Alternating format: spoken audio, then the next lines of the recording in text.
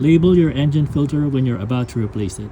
That way you don't have to guess when you last replaced your engine filter.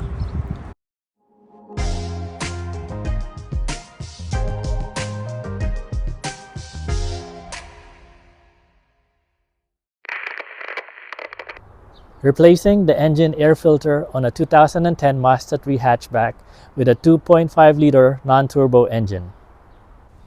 To start, we gotta separate the air filter housing. So to take out the top air filter housing, press the clips outward to release it. Then raise up the top portion. And you can slide out the air filter.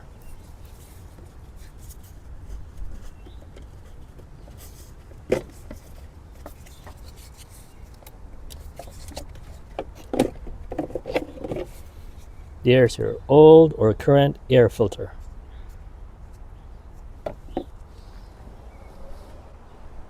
Here's a side-by-side comparison of the old engine air filter and the new engine air filter.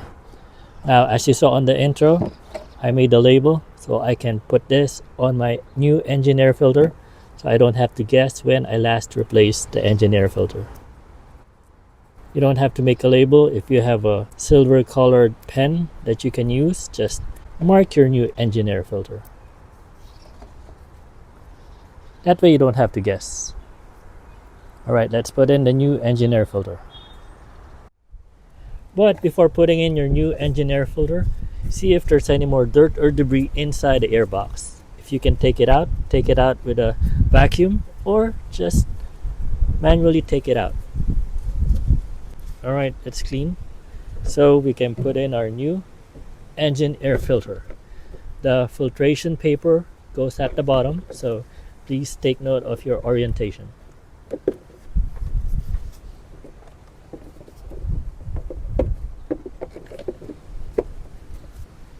Now there's two tabs at the left side that you need to put in their slots, so make sure it goes in the slot before closing your air filter box. With it in its slot, lock the clips in place. Now to take it a step further, I made another label that I can put outside of the air filter housing so I know when I last replaced the engine air filter without opening the air filter housing.